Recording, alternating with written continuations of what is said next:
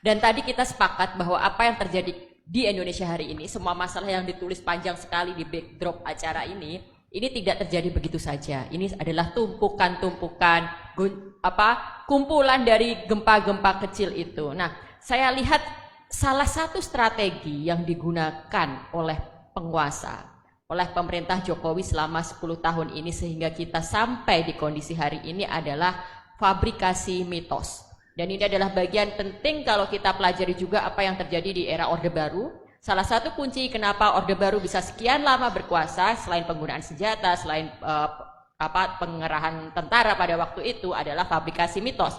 Dan itu terjadi di era Jokowi. Dan itu yang membuat kita terlena hingga akhirnya mungkin banyak di antara kita sebenarnya nggak terlena ya, dilihat dari demo-demo yang ada gitu. Tapi sebagian besar dari rakyat Indonesia terlena dan kita sampailah pada titik ini. Saya mencatat ada 5 mitos yang diproduksi, difabrikasi di pemerintahan Jokowi ini yang akhirnya membuat kita semua ternina bubukkan.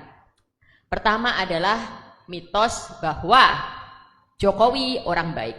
Mitos orang baik, ini adalah mitos pertama yang sengaja difabrikasi, direproduksi sejak Jokowi baru mau mulai berkuasa.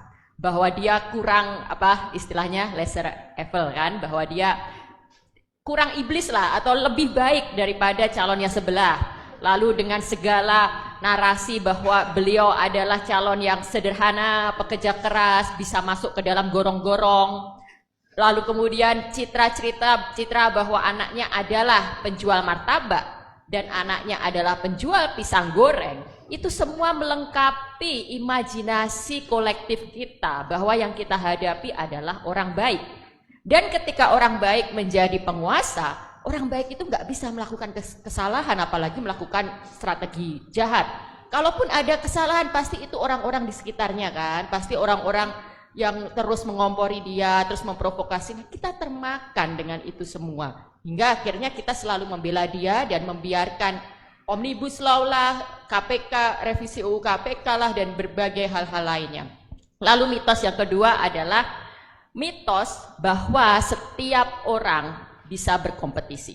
Lihat apa yang terjadi ketika anaknya mencalonkan diri jadi wali kota Solo, menantunya jadi wali kota Medan, lalu kita berteriak-teriak dinasti politik, ada nepotisme, ada pelanggaran etik, itu semua akan selalu dibantah bahwa ini kan demokrasi, silahkan untuk nggak memilih, ini kan demokrasi, semua orang juga bisa. Sekarang pertanyaan saya, bisa nggak ini Mas Umar nih, dosen hukum UGM sekarang nyalonin wali kota untuk tahun depan ini? Nah, belum tentu bisa, memang nggak bisa gitu kan, karena bukan anaknya Jokowi, bukan anaknya presiden.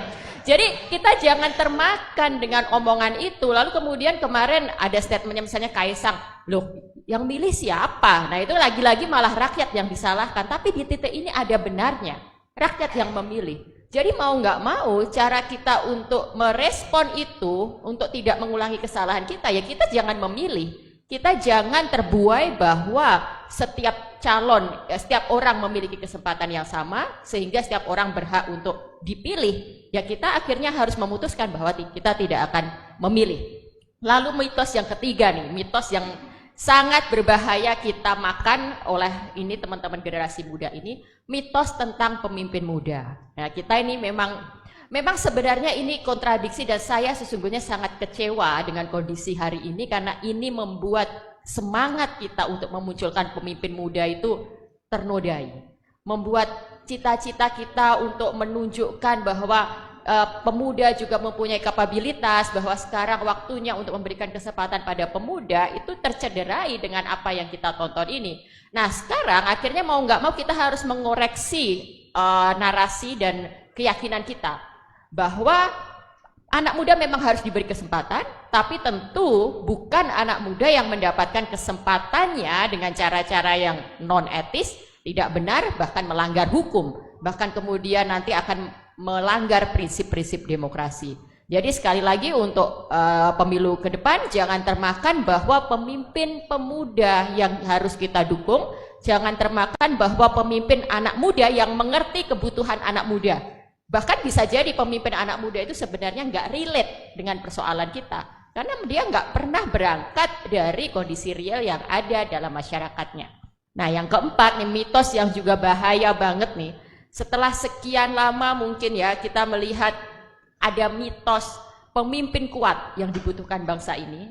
Ada mitos bahwa kita butuh pemimpin yang tegas. Sekarang ada upaya untuk membalik itu semua karena mungkin merespon situasi generasi Z yang senang joget-joget, yang senang tampil di TikTok, yang sudah mulai senang dengan ini. Nah, sekarang ada mitos pemimpin gemoy gitu kan, bahwa seolah-olah pemimpin yang hobi joget, pemimpin yang menggemaskan, pemimpin yang lucu gitu kan, itulah yang harus layak kita pilih karena dia merupakan cerminan dari anak muda hari ini. Wah, jangan mau dibodohi gitu. Ini saya sebenarnya sangat sedih melihat tren fenomena gemoy-gemoyan ini. Dia merasa bahwa Gen Z itu orang yang tidak peduli pada gagasan. Jadi calon yang menonjolkan kegemoy-gemoyan menganggap anak-anak muda yang duduk di hadapan saya ini hanya peduli pada tampilan lucu-lucuan, viral-viralan. Tentu ini pembodohan dan penghinaan pada akal sehat kita, pada naluri kita.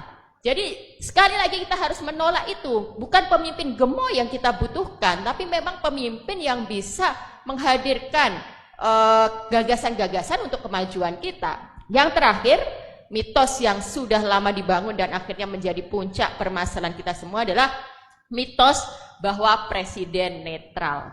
Hari gini masih percaya mitos presiden netral, nggak cawe-cawe, mitos bahwa dia nggak ikut-ikutan, mitos bahwa itu urusan partai gitu kan nggak mungkin gitu. Kita bisa melihat apa yang terjadi di hadapan kita. Teman-teman bisa mencerna, menganalisis sendiri. Yang ada di hadapan saya mahasiswa-mahasiswa hukum, mahasiswa-mahasiswa yang memang peduli pada kondisi dalam masyarakat dan punya piranti untuk menganalisis itu. Justru netralitas presiden ini yang harus kita pertanyakan dan menjadi pangkal dari ini semua. Jadi 5 mitos ini harus kita waspadai, 5 mitos ini harus kita lawan dalam pemilu tahun depan.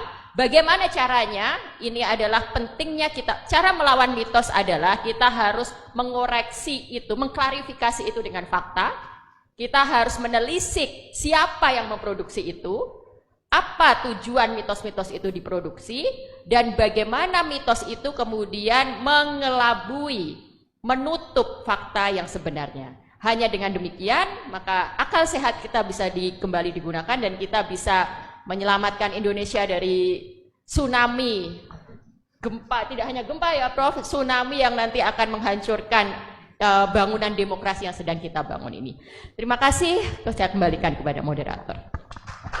Terima kasih, tepuk tangan kepada Ibu Oki, sangat menarik begitu ya terkait dengan fabrikasi mitos, lalu kemudian bagaimana harus kita mengatasi terkait dengan motif-motif di balik hal tersebut.